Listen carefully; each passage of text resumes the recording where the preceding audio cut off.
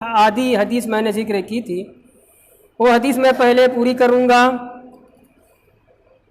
اس کے بعد آج کی آیت کا ترجمہ اور تفسیر۔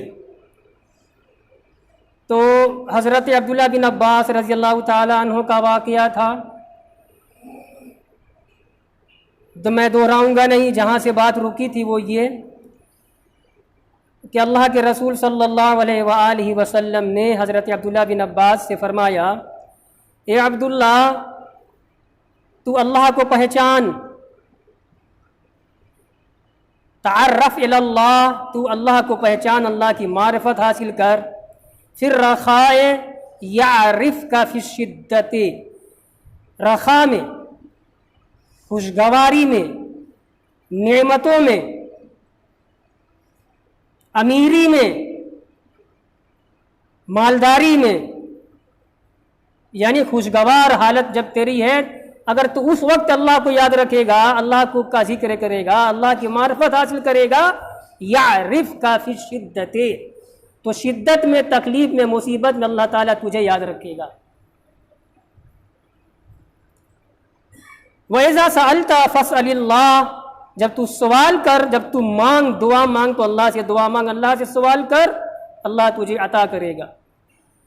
وَإِذَا اسْتَعَنْتَ فَاسْتَعِنْ بِاللَّهِ، جب تو مدد چاہا تو اللہ سے مدد چاہ، اللہ تیری خبرگیری کرے گا، اللہ تیری مدد کرے گا، اور جس بلا میں، مصیبت میں تو گرفتار رہے گا، وہ تجھے اس بلا سے، اس مصیبت سے، اس پریشانی سے، اس اذیت سے، اس تکلیف سے نجات دے گا۔ وَقَدْ مَضَى الْقَلَمُ بِمَا هُوَ كَائِنٌ، سرکار فرماتے ہیں آگے، عبداللہ سن لے، جو کچھ ہونے والا ہے قلم چل چکا ہے، یعنی قلم قدرت نے لکھ دیا ہے جو کچھ ہونے والا ہے قیامت تک، سب لکھ دیا اللہ تبارک و تعالیٰ نے۔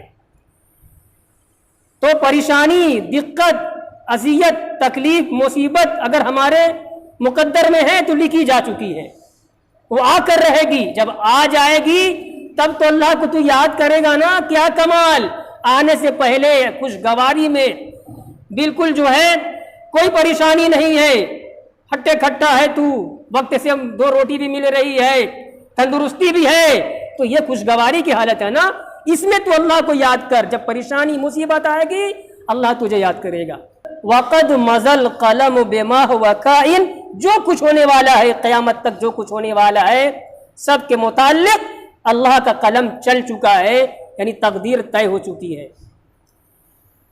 فَلَوْ جَهَدَ الْخَلَائِقُ أَن يَنْفَعُوكَ بِمَا لَمْ يَقْضِهِ اللَّهُ تَعَالَى لَكَ لَمْ يَقْدِرُوا عَلَيْهِ، عبداللہ سن لے تو، یہ تو عبداللہ بہانہ نے بنے، وہ تو پوری امت کو تعلیم ہو رہی ہے۔ صحابہ کرام ایک وسیلہ تھے نا، سرکار نے جو کچھ فرمایا، جو کچھ تعلیم دی تو کس کو دی؟ صحابہ کو دی، تو صحابہ ہی اس کے مخاطب نہیں ہے، صحابہ ہی مراد نہیں ہے، صحابہ تو بہترین نفوس ہے، بہترین لوگ ہیں امت کے، ان کے واسطے سے پوری امت، قیامت تک آنے والی نسل انسانی، نسل مسلمانی نہیں کہہ رہا ہوں، مسلمان کی نسل نہیں، انسانیت جو ہے پورے انسان اس کے مخاطب ہے۔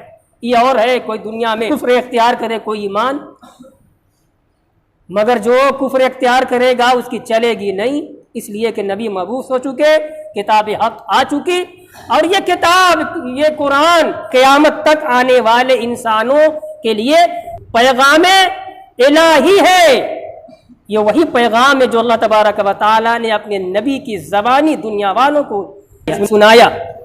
سمجھ رہے ہیں؟ اب ترجمہ دیکھیے، اے عبداللہ، اگر ساری مخلوق مل کر کے محنت کرے کہ تجھے کچھ فائدہ پہنچا دے، نفع پہنچا دے، ایسا فائدہ، ایسا نفع جس کو اللہ تبارک و تعالی نے تیرے مقدر میں نہیں لکھا، لم یقدروا علیہ، تو وہ لوگ لاکھ تجھے نفع پہنچانے کی کوشش کرے، طاقت نہیں رکھ سکتے، کیونکہ اللہ نے لکھا نہیں ہے۔ اللہ کی مشیت میں تیری منفعت، تیرا فائدہ اس کام کو لے کر نہیں ہے جس کام کے متعلق دنیا والے تجھے نفع پہنچانا چاہ رہے ہیں، نہیں مقدر میں ہے، منفعت، نفع نہیں پہنچا سکتے وہ۔ الخلائق کا لفظ ہے، پوری مخلوق مل جائے، جن بھی اور ان سے بھی سب مل جائیں کہ تجھے نفع پہنچائے، اللہ کو منظور نہیں ہے تو نفع تجھے نہیں پہنچ سکتا. آگے ہے وَلَوْ جَهَدُوا أَن يَضُرُّوكَ بِمَا لَمْ يَكْتُبِ اللَّهُ تَعَالَى عَلَيْكَ مَا قَدَرُوا عَلَيْهِ.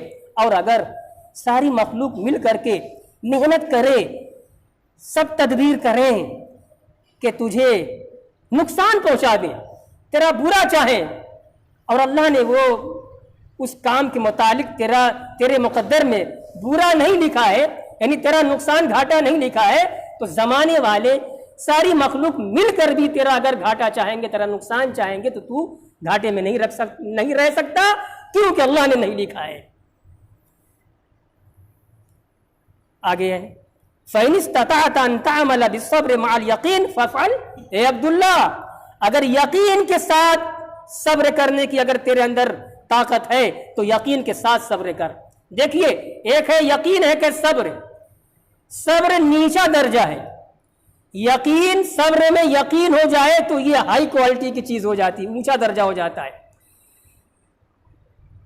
عوام صبر کرتی ہے دوڑ دھوپ کر کے، محنت کر کے، سر پڑک کر کے، اب کیا، چلو بھائی یہی صبر کرو، اللہ یہ کمال ہے، یہ اچھی چیز ہے، صبر بھی نیکی ہے، جزا ملے گی، ثواب ملے گا، لیکن اسی صبر میں یقین ہو جائے، اور ایک لفظ تو دور کی بات ہے، ایک حرف بھی زبان پر شکایت کا نہ آئے، یقین ہی یقین ہے، اور اس یقین میں صبر ہے، تو یہ بہت اونچے لوگوں کا امتیاز، ان کی خصوصیت ہے.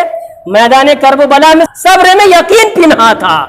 صحابہ کرام جن حالات سے دوچار ہوئے، اللہ کے رسول کی وہ مخاطبین اول تھے، وہ پروردہ رسالت تھے. اللہ کے رسول نے ان لوگوں کی تربیت کی تھی، سمجھایا تھا، بجھایا تھا، بنایا تھا، سنوارا تھا، تعلیم دی تھی.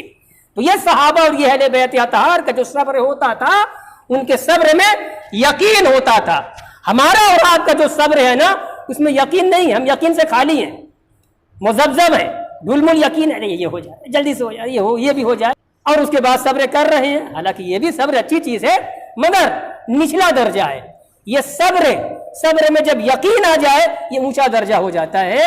اور میں نے مثال دے دی کرب و بلا کی، کہ وہاں پہ جو یقین اور صبر ہے، اس سے اعلیٰ درجے کا یقین اور صبر امت کے اندر ہو ہی نہیں سکتا، نہیں ہے. آپ لاکھ مثال دینا چاہیں، مثال بن ہی نہیں سکتی. فَإِنِ اسْتَطَعْتَ أَن تَعْمَلَ بِالصَّبْرِ مَعَ الْيَقِينِ فَافْعَلْ. آگے تو ہے نا فَإِن لَمْ تَسْتَطِعْ فَاصْبِرْ. اور اگر تو یقین، تیرے اندر یقین کا جو اعلیٰ درجہ ہونا چاہیے، اگر یقین نہ پیدا ہوا اور صبر ہے فَاصْبِرْ، تو صبر کر، اچھی چیز ہے. فَإِنَّ فِي الصَّبْرِ عَلَىٰ مَا تَكْرَهُ خَيْرًا كَثِيرًا. کیونکہ جو پیش آنے والے ناخوشگوار واقعات ہوتے ہیں، حالتیں ہوتی ہیں، ہمیں اچھی نہیں لگتی، ہمارے خلاف ہوتی ہیں، اس میں ہمارا نقصان گھاٹا ہوتا ہے، اس میں صبر کرنا بھی اچھی چیز ہے. ایک بہت بڑا ضابطہ حدیث میں ہے، اور وہ حدیث کہ قرآن کی آیت سے نکال رہے ہیں. کہتے ہیں حدیث میں آخری ٹکڑا وَإِنَّ الْفَرَجَ مَعَ الْكَرْبِ، اور یقیناً کشادگی خلاصی مع الکرب، کرب کے ساتھ ہے، پریشانی کے ساتھ ہے. آخری ٹکڑا جو قرآن سے لے لیا حدیث میں، وَإِنَّ مَعَ الْعُسْرِ يُسْرًا، ہے نا قرآن میں، إِنَّ مَعَ الْعُسْرِ يُسْرًا. عسر میں نہیں بلکہ مع ساتھ میں. عسر مانے کیا ہوا؟ پریشانی، تنگی، دقت، اذیت، مضرت. وَإِنَّ مَعَ الْعُسْرِ، عسر کے ساتھ، تنگی کے ساتھ، مشقت کے ساتھ، اذیت کے ساتھ یسرا، آسانی ہے. دیکھیے ایک بہت بڑا پوائنٹ جو میرے ذہن میں آیا ہے، بیان کرنے جا رہا ہوں. قرآن نے یہ نہیں فرمایا، اور قرآن کی جو آیت آخر میں ہے حدیث میں، اس کے پہلے وَإِنَّ الْفَرَجَ بَعْدَ الْكَرْبِ نہیں فرمایا حدیث میں، یا قرآن نے یہ نہیں فرمایا وَإِنَّ بَعْدَ الْعُسْرِ يُسْرًا نہیں فرمایا. اس عسر کے بعد، پریشانی کے بعد، اذیت کے بعد، تکلیف کے بعد آسانی ہے، خوشگواری ہے، بہتر حالت ہوگی، تو بعد نہیں فرمایا. اگر آپ لوگ کا ذہن حاضر ہے مسلمانوں، اب سنو، لفظ بعد نہیں قرآن میں، حدیث میں مامن ساتھ، یعنی مصیبت آئی ہے تو اسی مصیبت میں چھٹکارا لکھا ہے. اس کا نتیجہ کیا ہوگا؟ جیسے ہی چھٹے گی اور چھٹتے چھٹتے مصیبت کم ہوگی، اسی میں بھی نہیں ہوئی ہے، وہاں سے آسانی شروع ہو گئی. مثال کے طور پر شاعر نے کہا ہے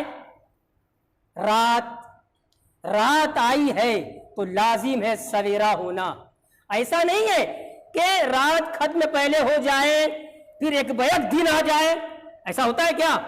نظام قدرت دیکھیے نا، وہ دھیرے دھیرے اس کی سیاہی کم ہوتی جائے گی صبح، اور اس کے بعد صبح صادق ہوگی. ابھی سورج آیا نہیں ہے، سورج بھی بعد میں آئے گا، 1.5 گھنٹہ 2 گھنٹہ بعد میں دن شروع ہو گیا. وہیں سے وہ تداخل، ایک کا دوسرے میں ہلکا سا داخل ہونا، یہ قرآن کہہ رہا ہے.